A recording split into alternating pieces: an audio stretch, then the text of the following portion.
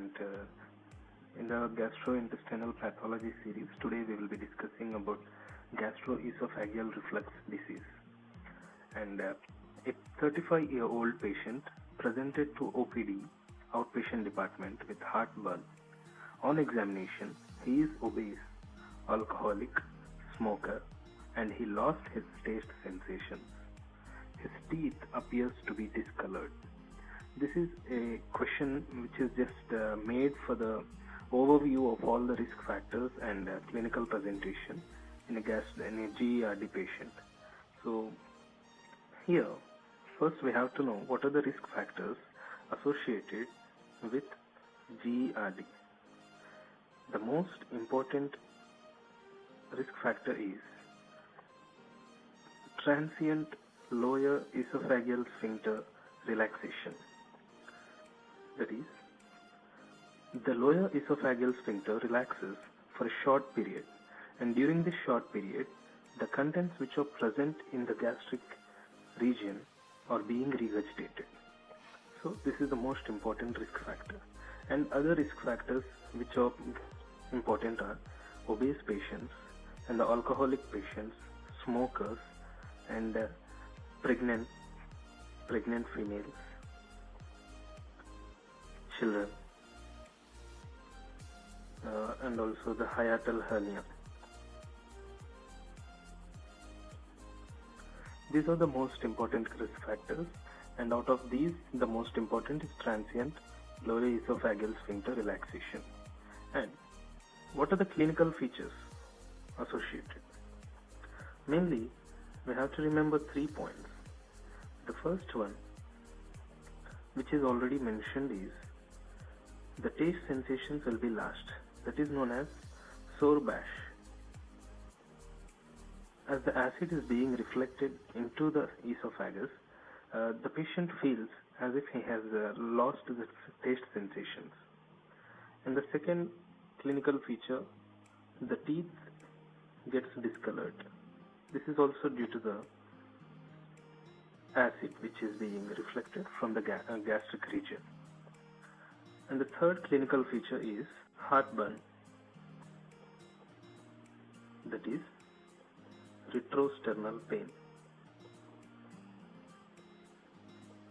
And the pain presented with the patient of GERD and the patient of MI, myocardial infarction, is completely different. Here it is a heartburn, and in MI it is a squeezing pain. It is a retrosternal pain, but it's squeezing pain. So the pain is different and the presentation will be different. And after the clinical features, how would you diagnose this patient? So when this patient is presented to your OPD, the first diagnosis you can perform is a 24-hour pH study. So what is 24-hour pH study? The 24-hour pH study is nothing but, in the image, you can just appreciate the image here. That is, a tube is passed into the gastric esophageal region, and the tube is stopped at the lower esophageal sphincter, and it is kept for 24 hours to monitor the pH levels. During this 24-hour period, when the gastric contents regurgitate to the esophageal region, and due to the presence of acid in the gastric contents, whenever the acid keeps touching the probe of the 24-hour pH monitoring probe, then it will keep recording all the changes of the pH. So after 24 hours, we could know is it GERD or not. And the second diagnostic method is esophageal manometry.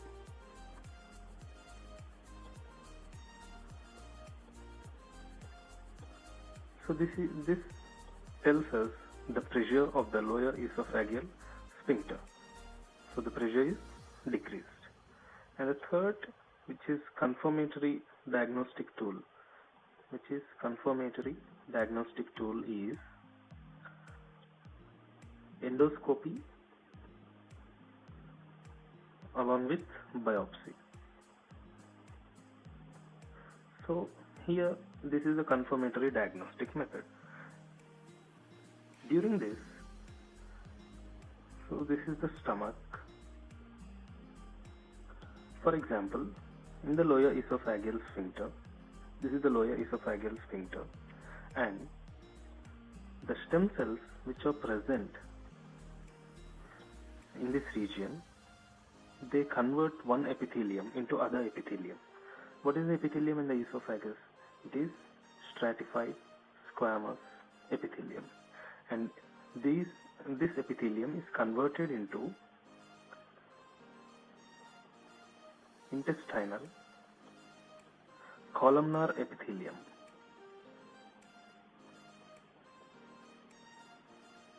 So the stem cells convert the stratified squamous epithelium into intestinal columnar epithelium. So what is this kind of change known as? It is metaplasia. This is when one epithelium changes into another. This is known as metaplasia. Here in the image, when you see, the pink one will be the intestinal metaplasia.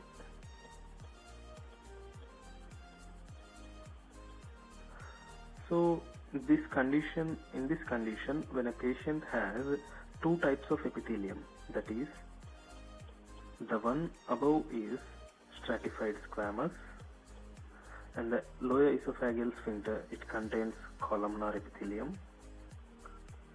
When two types of epithelium are present in the same patient, this condition is known as Barrett's esophagus.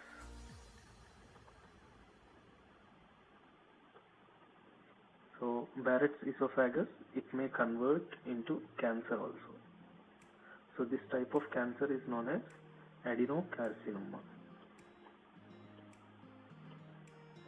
So that's all you have to remember about the Barrett's esophagus. And next point, the important one, after you know the risk factors of the GERD and the clinical features, and you know the associated condition, that is Barrett's esophagus, and ultimately, how do you manage this patient?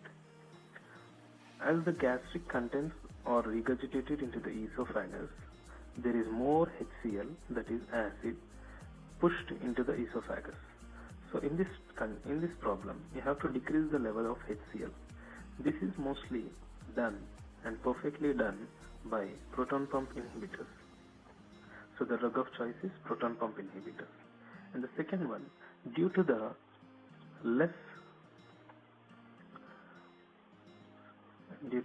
LES, less pressure, the contents in the esophagus cannot move into the gastric region properly. There is no movement, so you have to support the movement. So we use prokinetic drugs. What is this? Pro means support, kinetic means movement. So to support the movement of the esophagus, we provide few drugs. And the third one is surgical one, that is fundoplication. You study this more detailed in the surgery. Fundoplication is nothing but, so in this image you can appreciate, this is the normal stomach. So, but the lower esophageal sphincter, when it has less pressure and it has less tone, then the part of stomach will be wrapped around the lower esophageal sphincter, so that this maintains a normal pressure. So this is known as fundoplication. So you study more detail about this in surgery. So this is all related regarding the gastro-esophageal reflux disease. Here, once again to conclude, the most important risk factor is transient lower esophageal sphincter relaxation, and main three clinical features: loss of taste, sensation, and the discoloration of the teeth, and retrosternal pain, which is completely different from the MI patient. And the diagnosis is mostly confirmed by endoscopy and biopsy. And I also explained about the 24-hour pH, how it is monitored. And we have also learned about the Barrett's esophagus here. And this is known as intestinal metaplasia. And what are the main three management methods we can provide. So I think this provides all the information regarding GERD. Feel free to comment below, and thank you for watching.